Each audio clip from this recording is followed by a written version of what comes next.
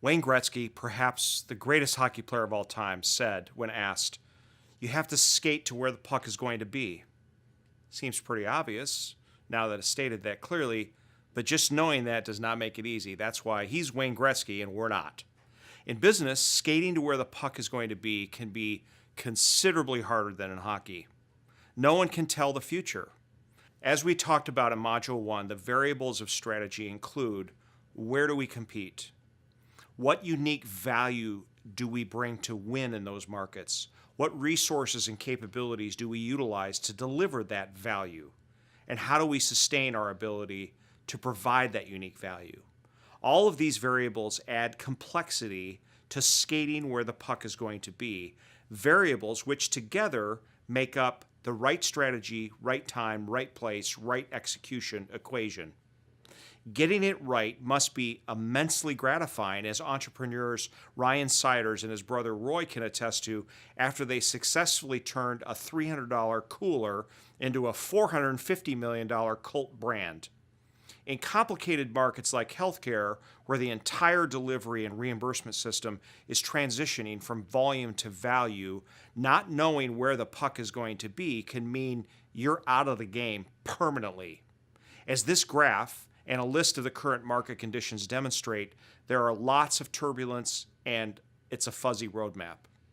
The era of the hospital as we know it is ending. Financial crisis in the economy is accelerating hospital losses and the need for change.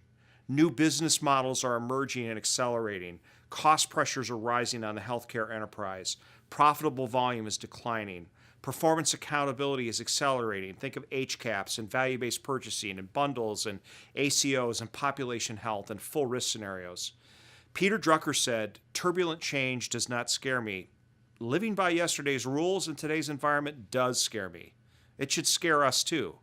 It's not the turbulence that should concern us. It's living by outdated rules, ways of acting that are too rigid or slow, and depending on approaches that no longer match the times that we should be scared of. For example, decision-making processes. Is your organizational decision-making process decentralized and empowered, or top-down and bureaucratic? Responses to changing market conditions. Is your organization nimble, or does it still take a while to turn the ship? Customer service. Is your organization streamlined and responsive, or is it silo-based and delayed? How about process execution? Is your organization efficient or wasteful? For planning and deployment, is your organization orchestrated and effective, or is your planning process synonymous with your budget cycle and your responses are really reactive?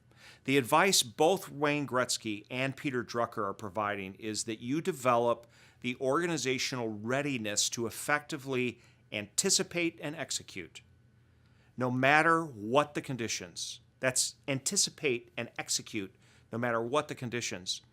Okay, fine, that sounds reasonable, but how do you go about establishing organizational readiness to effectively anticipate and execute?